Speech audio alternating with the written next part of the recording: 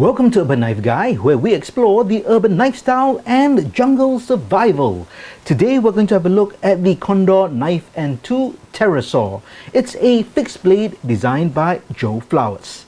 First, if you watch this channel regularly but have not subscribed, please do so to help the channel out. Thanks.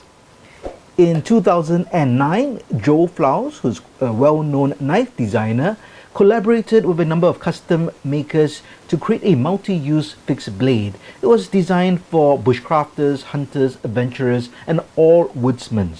And the Terrasaur knife was the result.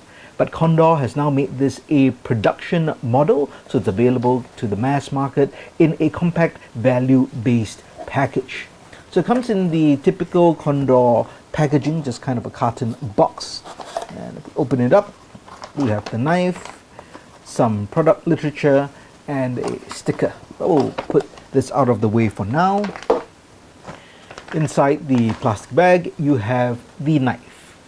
So it comes in this style of a polypropylene sheath, so that's a high impact plastic, and this has a leather belt loop which is riveted on. That's pretty nice, and I believe you can actually open this up. Okay, I'm not going to do it here, but you can actually kind of remove this, switch it around, so you can have a left hand or right hand carry, which is pretty nice, not knife, but would apply as well.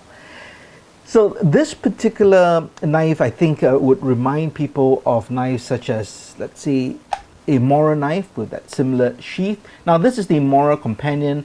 This would really be more accurately compared to the Morakniv Garberg, which is a Fu-Tang blade. So this is a Fu-Tang blade, this is not a Fu-Tang blade. But in terms of kind of the, at least maybe the look, or at least kind of the essence of the knife, there'll be similarities here. You would also have a knife that I reviewed, Gunzo. This is also a budget knife, similar to the Companion, and it's got that same kind of style as well. You can see kind of the texture on the knife as well, and this one's has been banged up with my field test. But basically this is the Condor Terrasaur, and that's how the knife looks like. Now Condor is out of El Salvador. They make really nice knives. One well-known knife, I think, from Condor in terms of a bushcraft knife would be the Condor Bush Law, which is styled after the Wood Law. And in terms of the designer, Joe Flowers, he didn't design this, but he works with many different knife designers. And in fact, my current favorite bushcraft knife is designed by Joe Flowers. It is the Tops Brachimo, which I really like a lot. But today we're going to talk about the Terrasaur. So it is a fixed blade, and if you're familiar with the Morakniv Garberg, it is similar. It's Fu-Tang, or maybe you could say hidden tang. You can see it runs all the way out here. There is an exposed pommel, and this is really high impact and feels really heavy duty. Let's talk about some specs of the knife. So the blade length is 4.2 inches long, the overall length is 8.8 inches long, and the blade thickness is 3 millimeters. The overall weight is 7.1 ounces, or that's about 200 grams. And the blade steel is 1095 high carbon steel, and it features a Scandi grind.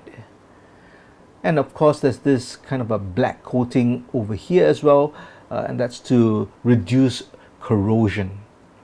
So overall, a very bushcrafty knife, if that's even a thing. It does come in 3 different colors. That's the black, tan, and this OD green.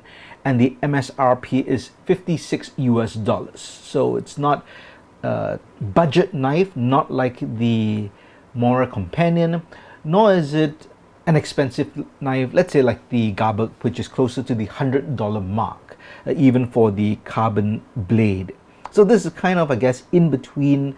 I would call it maybe a middle range kind of knife, fixed blade. Of course, you know, knives can go up to hundreds and hundreds of dollars, but I would say as a entry level knife, or if you want a knife which is not really the super budget range, but something that you want to depend on, but yet don't want to spend $100 on, so that $50 to $60 range, I would think is where this fits in.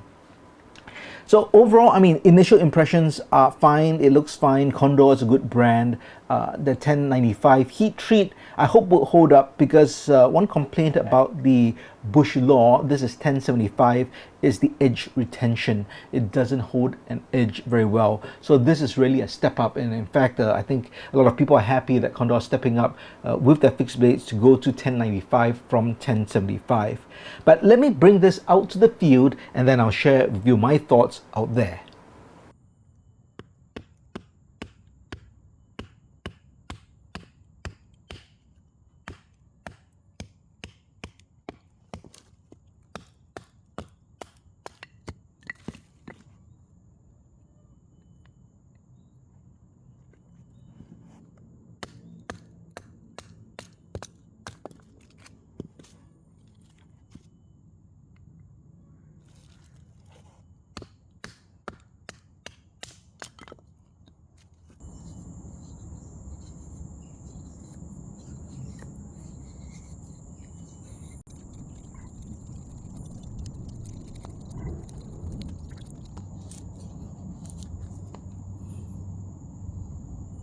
Here are my thoughts on the Condor Terrasaur after using a bit in the field. It is pretty good in hand.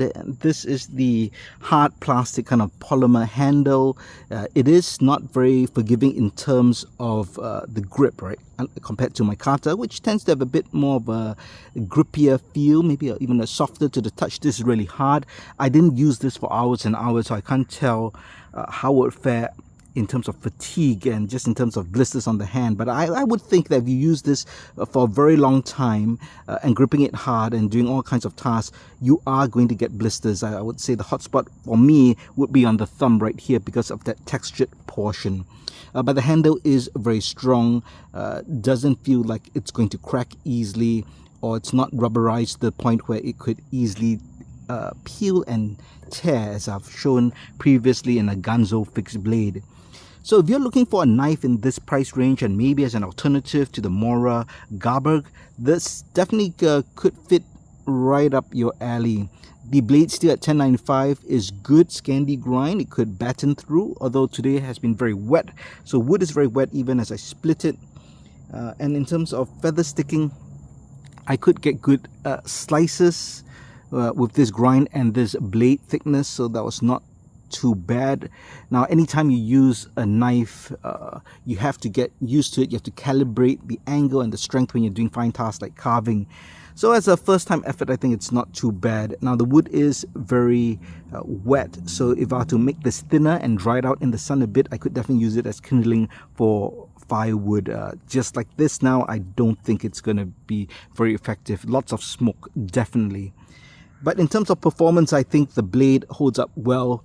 If you're looking for a bushcraft knife of this nature with this kind of look, and you also have this, by the way, this pommel at the end if you need to just hammer, break some nuts or break something, and maybe even hammer in a 10 peg, you could use that. Just a nice little accessory.